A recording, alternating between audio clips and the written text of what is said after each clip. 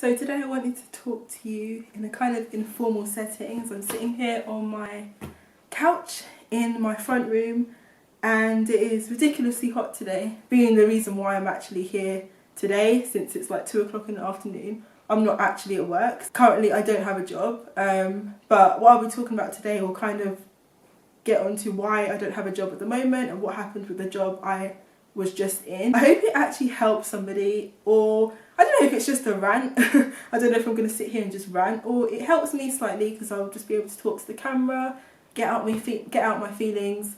I don't know, yeah. So hopefully it helps you guys, and especially if you're worried about looking into employment and you don't know where you're going to sit, you don't know what to expect, then I don't know, maybe take something from this. Hopefully you learn something new. I'm 23 if you didn't know that. And I finished university in 2014, so it's been 2 years now. I think last week it was 2 years, so woo, I've been a graduate for 2 years. I did well in English, I did well in human geography, so I thought it would be a nice thing to do both of them as a degree in university. So I applied to university and I studied there. I got a 2-1, which was good, and I cried. And I didn't think I would get a grade at all, so I was really pleased to get through uni, to graduate and be done, and it was just such a lovely time. And good luck to all of you who are waiting for your results, or if you've got them, then well done, and I hope you got what you wanted. So yeah, so for me, straight after university, I was looking for a job, as you do, and in hindsight now, I know that I had slight anxiety about my degree because it was such a different degree, because there were such different subjects. English is such a broad subject and geography is quite specific, so I wasn't sure exactly what I would be able to do both of them. I knew that geography, the side of geography that I liked was about town planning and stuff like that, so I actually wanted to be a town planner after I did a dissertation on planning and that kind of thing. So even that was difficult. I was researching how to get into town planning after uni, and I think it came out that I had to do a master's, and to be honest I wasn't feeling that just after graduating. Luckily I got a job, and that job was in content. So since then, since 2014, I've been in online content, I suppose.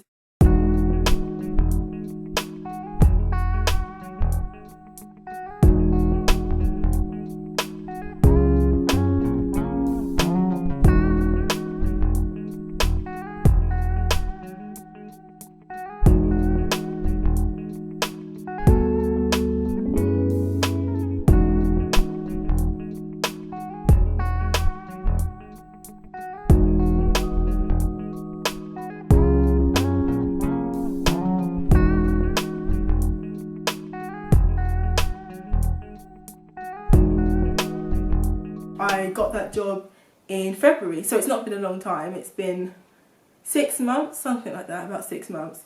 That job was actually a contract to permanent job, so that kind of means that they have an initial stage of, I don't know, like a month, 2 months, where they're kind of testing to see if you're fit for the job, that kind of thing.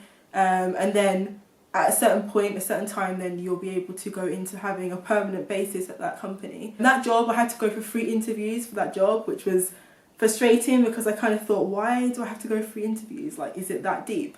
Because I was obviously at that point a contractor, and I thought, really? Like, I've never had to do 3 interviews in my life. So that was stressful and annoying at some point, but I did get the job. It's my own experience, and I know this is not everybody's experience of that company, and I know because people I know have worked there for the company and they've had a great experience. So I'm not going to mention them because it's just not fair to kind of put ideas in your head about them. So I'm going to say it's a very well-known company, so we're going to leave it at that.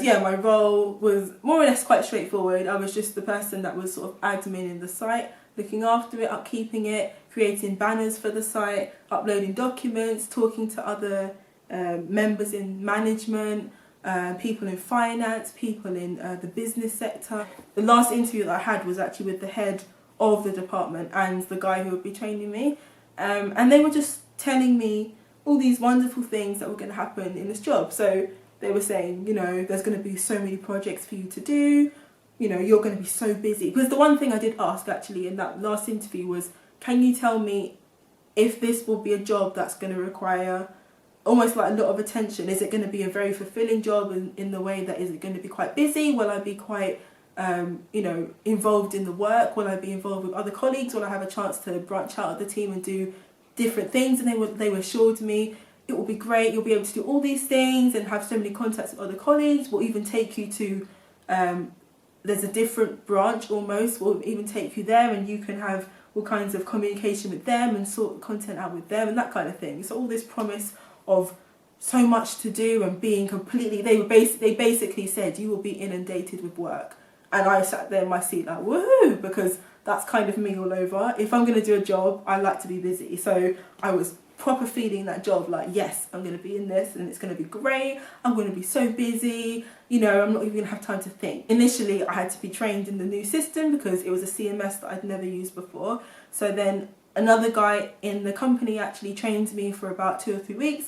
I picked it up quite quickly because I'm quite aware of CMS, so I kind of know the ins and outs of what needs to be done. He was very impressed and he went back to his work. He was actually the guy who I'd just taken over from, so he had a new role in the business. Obviously, he went back to doing what he wanted to do. Really nice office, great people, really friendly as well.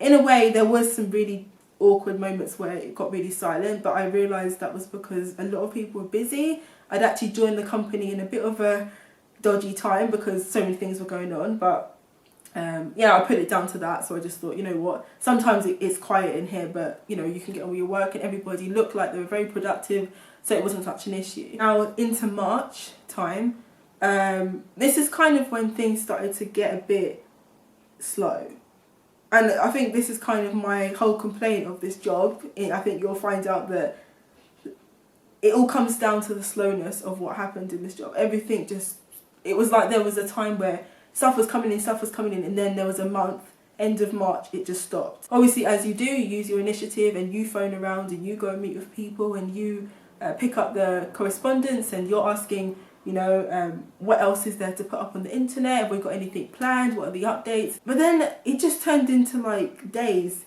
and days on end of nothingness. March went to April. April was the same. April went to May. May was the same. June, exactly the same. July, exactly the same. And obviously, by May time, I was concerned. And I took it on myself to sit down with my manager and say, Well, he wanted to know, how's things going? How are you in the job? What you find difficult? Let's talk about some stuff. And I was obviously saying, I enjoy the team. Everybody's nice, pleasant. But I always came to him about the same thing. And I kept saying, the work is slow. Why has it got to this stage? What can I do to improve it? Where can I go? What else can I do? Do you want me in another project? Can I help with other colleagues? And he was saying, no, it's too specialist. You won't be able to understand it. It's too fast paced. There's lots of things that you're not employed to do, or they're always off site. So I couldn't even do stuff off site because my basis was actually in that office. So I wasn't even mobile. And I don't drive as well. So that kind of restricted me. And they were always up, goodness knows where. I just couldn't be there, so I was kind of restricted to that office in that place. So yeah, I was a bit like, right, okay, that's understandable. But I just found it difficult more every day, just coming in and having something to do. There would be days where I would go in early, get there on time and everything, open up my emails and have absolutely nothing to do, and spend, I'm not even lying, but spend 80% of my day sitting down doing absolutely nothing. It was like, what is going on here?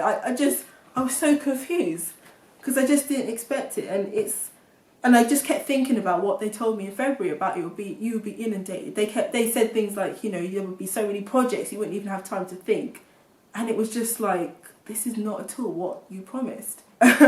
So I just kept going back. I kept going back and saying, I'm worried. This job is turning into like me sitting on my butt 8 hours a day. I'm not coming into work for that. And I felt bad because I know that every week I get paid. And I don't know about you guys, whoever's watching this video, but that makes me feel bad to know that a company's paying me to do zilch, nothing. I feel bad about getting something that I've not earned. And I know this sounds like I'm being such a honourable and good Samaritan person, but it makes me uncomfortable. I feel like I'm cheating almost. The pay was great. And I was a bit like, I don't get it. Why are you paying me to do nothing? There was this one incident emailing this guy about tax codes.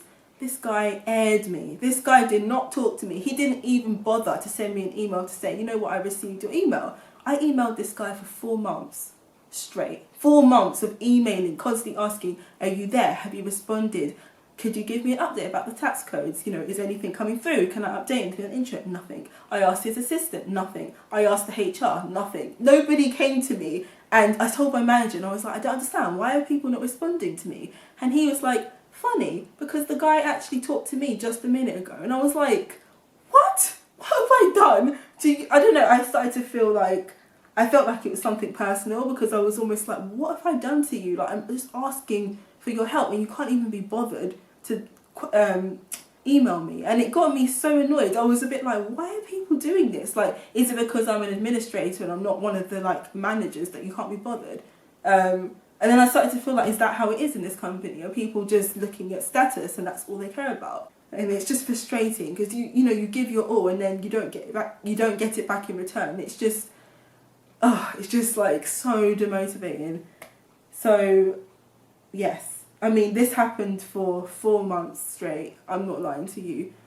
And by, I think, end of May, I was actually thinking, I want to leave this job. I kept putting it off, saying, you know what, Kalita, calm down, don't be hasty, it's going to get better. Obviously, you guys may or may not know, but I'm a Christian. So a lot of times I'd come home and just feel confused and upset, and I'd come in prayer and say, you know, talk to God and be like, you know, God, you know what's going on, you see what's going on, you know how frustrated I am. Help me through it, because I just don't understand what's going on right now. Going to work, and obviously my hopes would be higher after praying and just reading my Bible and contacting God and talking to him about stuff. And the day would start the same, end the same, and it got tiresome. It just got tiresome, and I just feel like, I mean, I don't know how it feels, how it sounds to you guys, but it felt like every day a cell in my brain had died. As well, my contract kept getting pushed back. I never got to be in a permanent staff at that company. Even I was still a contractor. So the promise of being a permanent staff, that didn't come through. It didn't happen. And I was a bit like, what is going on? Yeah. And you know, it got to a place when I said, enough is enough. I'm not doing this anymore. I refuse. Everyone who knows me probably has heard me complain about this job for the last 3 months and just go on and on about how much I can't stand sitting on my butt all day, being nothing, doing nothing. I don't want to do it anymore. A lot of people told me, you know what, it's a good job, you get paid, sit down and do it and just keep going and you'll be fine. But you know what, I kept saying, you know what, how would you feel? And I'm not in a horrible way, but not to beat people down and say, well, how would you feel? How would you feel, truly, if you spent 8 hours of your day looking at the ceiling? 8 hours of your day, there was no internet in that office, no Wi-Fi. I couldn't even, you know, look at my phone on Instagram for a second. There was nothing. Silence. Nothing. Everybody was outside. Everybody was off-site, or they were busy in their own projects. Half the time, nobody was there to talk to. It's like, what is this? I don't know. Every week I'd come back with the same things. I tell my church, I tell my friends, I've had another bad week at work. Why? It's exactly the same. So a lot of people just told me, keep going. But I just think, you know what, everyone has a limit in their life. And I got to my limit. I just thought, you know what, I'm not doing this no more. And people thought I'm crazy. You know what, people thought I was crazy when I said I'm going to leave my job. Because they were like, okay, so what job are you going into? I haven't got a job lined up. A lot of people said, why would you quit a well-paid job to go into no job? But and here's maybe why I'm making a video. When you've got to your limit and enough is enough, enough is enough. The last 6 months of my life, this is where I've been. My happiness has been down here. Like my well-being, my like mental state of my mind, basically, it's been down here. I've had so many like bad thoughts, so many issues. Other things have been affected because of this job, like relationships-wise, and everything like that. Just because I've been unhappy at work. So I don't know what I'm trying to say to you guys after that long ramble about what my job was like. Is know when enough is enough, because I don't think it's right. I don't think it's healthy. I don't think it's beneficial. I don't think, no matter what finance you get, if your well-being is here, why? Why would you risk? Why would you sacrifice your happiness? Why would you sacrifice your mental state? Why would you sacrifice your mental state? What good is that money if you are like, you're in a mess? It doesn't make any sense to me. I don't know if, obviously, if you disagree or if I'm wrong, you could tell me in the comments. But to me, I thought, you know what? I only get one life. Scripture comes to me from the Bible and it says, what's the good of having the world and losing your soul? You know, obviously, that I left that job. And when I came to sit down with my manager and finally tell him this was, I'm going to tell you that I want to leave this job, he wasn't surprised. He was like, you know what? Thank you for being honest. Thank you for telling me that this job isn't for you. Thank you for coming and letting me know that obviously it's not what you wanted and it's not what you expected, and you're doing the right thing by letting us know, by not carrying on with this job and, you know, straining yourself and also, you know, bring yourself grievances, that kind of thing. I mean, I left that job and it wasn't awkward. You know, I didn't have to feel bitter. I had a nice last day. That last day was like the biggest relief of my life. When I left, I was like, thank you, Lord. And then like the happiest I'd felt in months. It was like a weight off my shoulders, like a burden that had been lifted, and it was just so nice. And now I'm here without a job, but I'm not in that job. And I feel, you know, don't sacrifice your happiness. Don't sacrifice your well-being. Don't sacrifice who you are for someone else's benefit. If you don't feel right in something, do something about it. If you don't feel right in something, then talk to somebody. If you don't feel right in something, pray. If you don't feel right in something, then act. Don't sit there in silence. Don't sit there in misery. Don't sit there hoping, oh, it will get better, it will get better. If you know you've gone through everything, you've done everything you can, nothing's happening, please do not sit there. Like, I can't say it enough. You know, I spent months thinking I'm crazy, just stop being like this, Kalia, don't think like this. But I thought, you know what, the only way to get out, the only way to start again and do something greater is to draw a line, say it's enough, be done, move on and start afresh. When you know when something doesn't feel right, you know yourself. And even when people tell you that, you know, what are you talking about? You don't know anything, you're just young. You know, don't let people talk you down because you're young. That's a Bible verse as well. But it's true. Like, don't let people overlook you. Don't let people tread on you because you're young. You know, you're not stupid. Yeah. Thank you so much for watching this video and listening, and I hope it helped you guys. Please comment, and I would love to hear from you if you felt exactly the same way. But I will see you soon. Bye.